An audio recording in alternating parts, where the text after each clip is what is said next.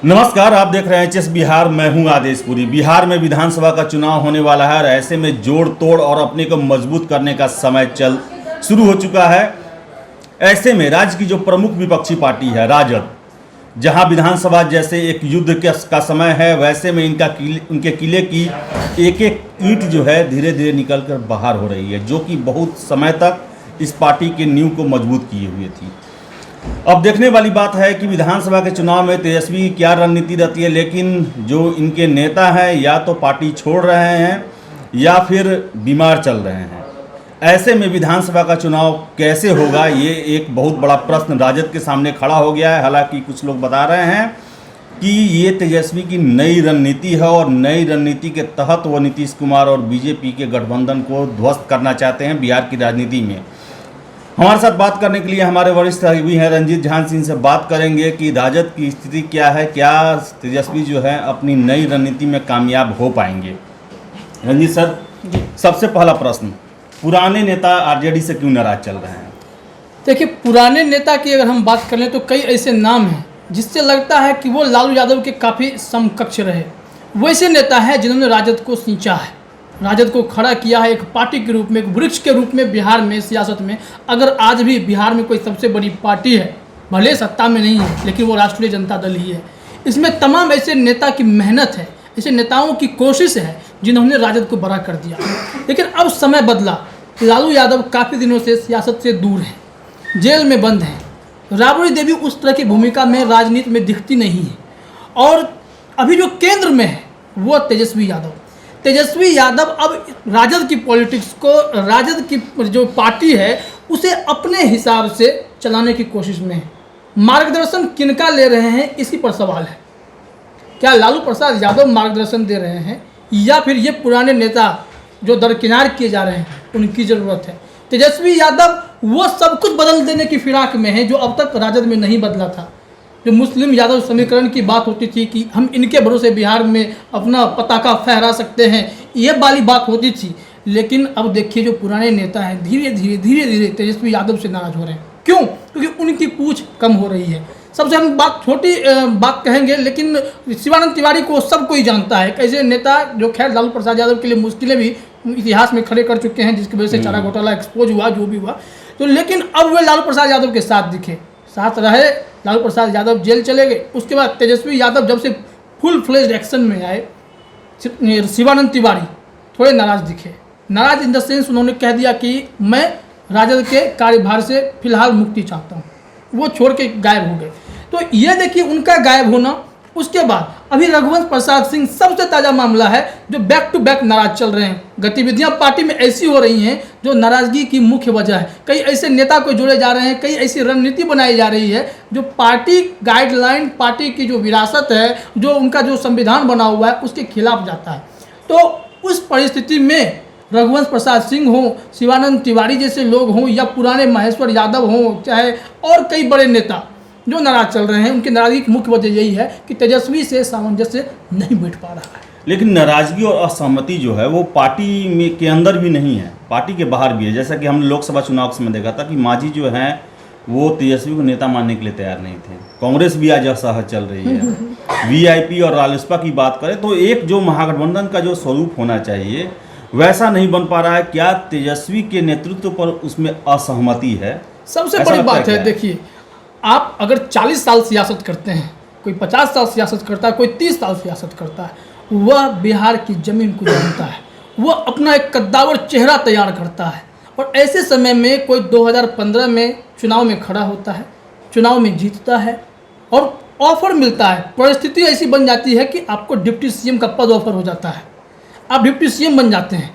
लेकिन उस दौरान उनके आसपास के कई ऐसे नेता जो नाराज चल रहे होते हैं, जिनमें दम था। अब्दुल बारी सिद्दीकी जैसे कद्दावर नेता, जो इतने बड़े नेता है राजद के, चाहे रघुवंश प्रसाद सिंह से शायद बड़ा नेता राजद में फिलहाल तो कोई नहीं दिखता है। तो ये ऐसे चेहरे थे जो सीएम के लिए सबसे बेस्ट फिट माने जाते कि ये बेहतरीन चेहरे हो सकते हैं। लेकिन उस वक्त जो ये आरोप लगता है विपक्ष से तेजस्वी कम पढ़े लिखे हैं, खैर राजनीति में कम पढ़ा लिखा होना चलता है, लेकिन आप रणनीति बनाना जानते हैं, आप पॉलिसी मेकिंग जानते हैं, तो आपके लिए पढ़ाई लिखाई फिर ज़्यादा मैटर नहीं कर पाएगा। लेकिन ऐसे सिचुएशन में इन सारे नेताओं को दरकिनार कर देना ये सबसे बड़ी कारण है। और साथ ही साथ जो महागठबंधन के सहयोगी दल हैं उसमें जो जीतन राम मांझी की नाराजगी थी, जीतन राम मांझी सीएम रह चुके हैं और वरिष्ठ नेता हैं, उन्हें अनुभव है। चाहे कांग्रेस में भी कई ऐसे नेता हैं जो बहुत बड़े नेता हैं जिन्होंने काफ़ी समय राजनीति को दिया है, तो ऐसे में एक कॉमन फेस निकालना, वो भी युवा तेजस्वी पे भरोसा करना, शायद उन पुराने नेताओं को उतना रास नहीं आता। यही कारण है कि महागठबंधन में नाराजगी आपको देखने को मिल जाएगी। क्या ऐसा लग सकता है कि नया नेतृत्व है, यंग नेतृत्व है, तो क्या नई रणनीति के साथ वो चुनाव में जाना चाहते हैं और वो लालू यादव जिस पर वो 2005, 2010, 2015 में इलेक्शन लड़े, वैसी रणनीति को साइड करना चाहते हैं तेजस्वी, और उसी का हिस्सा तो नहीं है पुराने नेताओं को बाहर का रास्ता दिखाना? देखिए, ये हो सकता है। तेजस्वी यादव अपनी पार्टी में आमूल चूल परिवर्तन करने के मूड में है। टॉप से लेकर के बॉटम तक, जिले तक, प्रखंड तक, गांव तक, ये अपना बदलाव करने में लगे हुए हैं। इन्होंने अब MY समीकरण के उस छवि को तोड़ने की कोशिश की। उन्होंने कहा कि हमें सब चाहिए। आप तेजस्वी यादव को देखेंगे कि कई मौके पर सवर्णों के हित की बात करने लगे हैं, जबकि 2019 के लोकसभा चुनाव में जब गरीब सवर्णों के आरक्षण का मुद्दा गर्म हो रहा था तो उस वक्त तेजस्वी यादव ने विरोध किया था कि आप 10 से 15% वालों को आरक्षण दे रहे हैं, तो हम लोग 85% हैं, हमें आरक्षण दीजिए। लेकिन जब उन्हें करारा झटका लगा, 0 सीटें पे आ गए, कुछ नहीं मिला लोकसभा में, तब इन्हें अक्ल आई और समझदारी इन्होंने दिखाई कि नहीं, हमें सवर्ण को नाराज नहीं करना है। बिहार में सवर्ण जो है वो किंग मेकर की भूमिका में हमेशा से रहे। तो ऐसे सिचुएशन में इन्होंने क्या किया कि अपने पार्टी में ही बदलाव किया। रामचंद्र पूर्वे जो बैकवर्ड नेता हैं उन्हें जो है हटा दिया गया। काफ़ी समय से वो प्रदेश अध्यक्ष थे, वहाँ पे लाया गया राजपूत जगदानंद सिंह को। जगदानंद सिंह आते ही पार्टी में खटपट शुरू। उनके अनुशासन, उनके नियम कानून में रघुवंश प्रसाद सिंह फिट नहीं बैठ रहे थे। पार्टी के कई कार्यकर्ता वहाँ नाराज हो गए और नाराजगी का कारण भी यही रहा कि उनका जो डिसिप्लिन का तरीका था, उनके पार्टी चलाने का जो अंदाज था, वह किसी को रास नहीं आ रहा था। कई दफे खुल के रघुवंश प्रसाद सिंह ने चिट्ठी तक लिख दी लालू प्रसाद यादव को कि पार्टी में जो होना चाहिए वो तो हो ही नहीं रहा है, कई जगह काम नहीं हो रहा है, जिला स्तर पे काम नहीं हो रहा है, कमेटी, टीम, ये सारी चीज़ें बन नहीं रही हैं, मीडिया को कोई ढंग से जवाब देने वाला नहीं है, तो पार्टी ढंग से नहीं चल रहा है। तो इस पे भी सबसे बड़ा सवाल खड़ा हुआ था कि आप पार्टी के अंदर रहकर रघुवंश प्रसाद सिंह इस तरह का कदम उठा सकते हैं। और चूंकि लालू प्रसाद यादव यह जानते हैं कि रघुवंश प्रसाद सिंह हमेशा संकट मोचक रहे हैं, उनको यह हक है, वो पार्टी के राष्ट्रीय उपाध्यक्ष रहे, उनको यह हक है कि वो पार्टी गतिविधियों पर बोलें, जो गलत है वो खुल के बोलते रहें, यही उनकी पहचान थी। लेकिन यहाँ से ही खटपट शुरू हो गया। उसके बाद रघुवंश प्रसाद सिंह को झटका मिल गया, कहाँ से? तो रामा सिंह से। रामा सिंह की एंट्री करवाई गई, पूर्व बाहुबली सांसद लोजपा के, उन्हें लाया गया। एक ही सियासत के माहिर खिलाड़ी, एक ही फील्ड में राजनीति करने वाले, वैशाली उनका भी क्षेत्र, इनका भी क्षेत्र, वहाँ से यह खेल शुरू हुआ। जो नाराजगी का सिलसिला शुरू हुआ तो वो लंबा चलता रहा जी। और ये जैसा आपने बात किया कि तेजस्वी के रणनीति के बारे में, जो कि नए लोगों को लाया जा रहा है, तो आपको क्या लग रहा है कि इस बार का जो चुनाव होगा वो लालू राबड़ी की रणनीति से बाहर होगा? इसमें लालू राबड़ी का रोल नहीं होगा? क्या आपको लग रहा है कि यह इलेक्शन राजद का जो ट्रेडिशनल विधि होता था लड़ने का, उससे कुछ अलग हटके होगा? ये इस बार कई चीजें आपको बदली हुई दिखेंगी। इस बार जो पहले मुस्लिम और यादव को ही टिकट बांटने की जो बात होती थी, वो इसमें आपको बदलाव दिखेगा। आप राज्यसभा का ही चुनाव हुआ तो इसमें कई ऐसे लोगों को टिकट दिया गया, वहाँ भेजा गया, चाहे MLC में भी भेजा गया कि जो कि सवर्ण थे, जो राजद की तरफ से ये उम्मीदवारी दी गई। तो एक पहला बदलाव यहीं देख सकते हैं। उसके बाद संगठन स्तर पर जो बदलाव हुए हैं उसमें भी सवर्णों की भूमिका बढ़ गई है, दलितों की भूमिका बढ़ाई जा रही है। तो इन सारे बिंदुओं को देखते हुए जो टिकट बंटवारे का जो परिदृश्य तैयार होगा, उसमें इस बार सबके लिए तेजस्वी यादव कुछ सोच रहे हैं। लेकिन कभी कभी होता है कि सबके लिए सोचना और किसी विशेष पर नहीं सोचना खतरे की घंटी हो सकती है। तो नई रणनीति के दौरान यह एक्सपेरिमेंट है। तेजस्वी यादव के लिए यह सीखने का भी समय है। 2019 में उन्होंने सबक लिया है, तो उससे सबक लेकर अब जो नया एक्सपेरिमेंट कर रहे हैं, पार्टी में इस तरह का बदलाव कर रहे हैं, और टिकट में जो टिकट बांटने का काम होगा उसमें भी बदलाव आपको दिखने का मिलेगा। इसका नेगेटिव असर भी हो सकता है कि जो उनका कोर वोट बैंकिंग रहा, मुस्लिम, यादव, ये नाराज हो सकते हैं।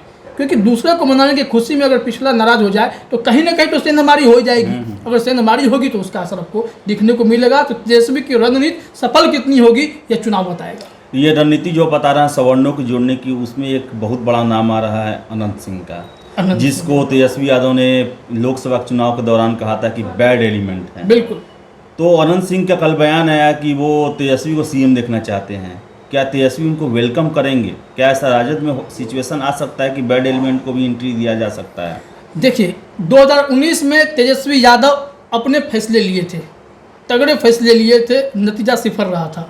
लेकिन इस बार अनंत सिंह एक ऐसा चेहरा जो चुनाव जीतना जानता है, वो इस बार मोकामा विधायक हैं, वो मोकामा से ही लड़ेंगे। लेकिन अब उन्हें चाहिए राजद की टिकट, राजद का टिकट मिलेगा वो चुनाव लड़ेंगे। तेजस्वी यादव को इसमें कोई नाराज़गी या फिर कहें कि नाम नुकुर वाली बात इसलिए नहीं दिखती है क्योंकि यहाँ मायने रखता है सीट जीत लेना।